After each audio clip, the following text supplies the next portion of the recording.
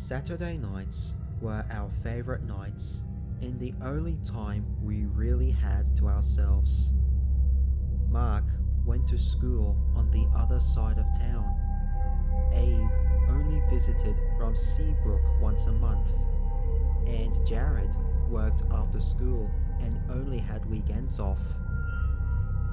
My basement was our haven for blasting Queen on the radio, playing Super Mario until our eyes practically bolted out of our heads, and passing around Dad's tobacco pipe.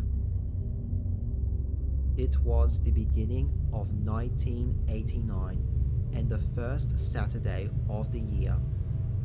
That meant a basement celebration. Despite me hating the basement, and my entire house for that matter, it was the only spot we had. At around 8:30 p.m, I heard Jared's keys tapping on my window. I opened up the door to see Jared, a six-pack in his hand, with Mark and Abe right behind him. We all took a seat at the Davenport that was stained with cigarette ashes and time.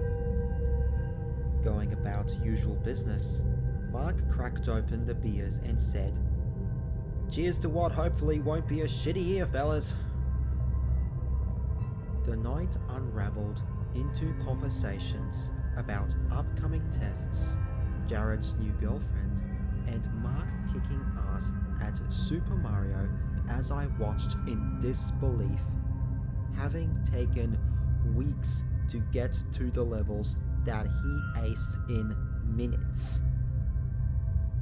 The basement was stuffy and smelled of cigarette smoke, weed, sweat, and Jared's cheap cologne that he dosed himself in earlier that day as an attempt to impress the new girl. The basement was a familiar place, but a place where no matter how much we were enjoying ourselves, I always felt off.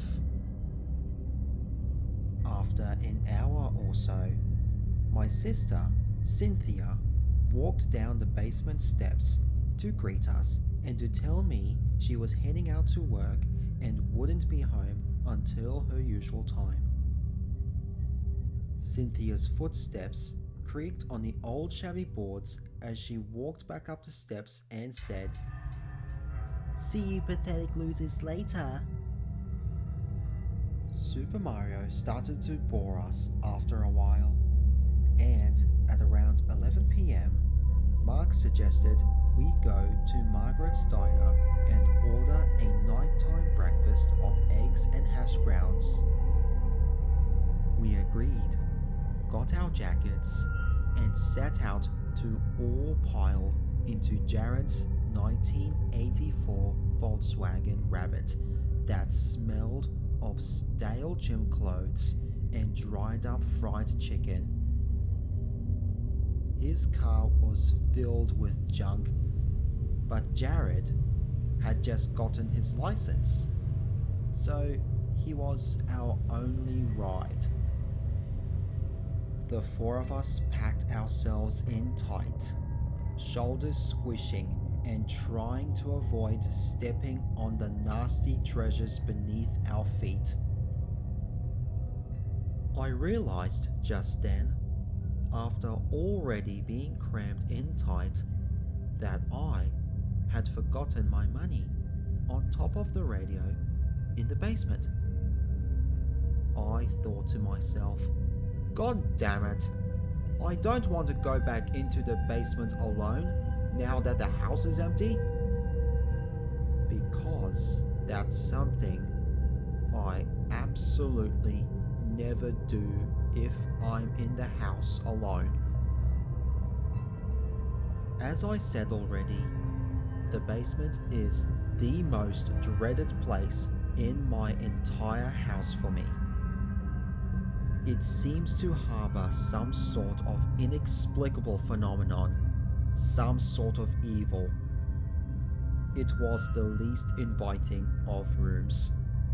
Chipped 70s wallpaper, shaggy carpet painted with stains and watermarks, Grandpa's old radio in the corner, and constant bone-chilling cold.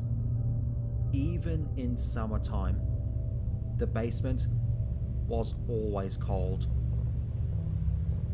I got out of the car, zipped my windbreaker, and told myself, fuck.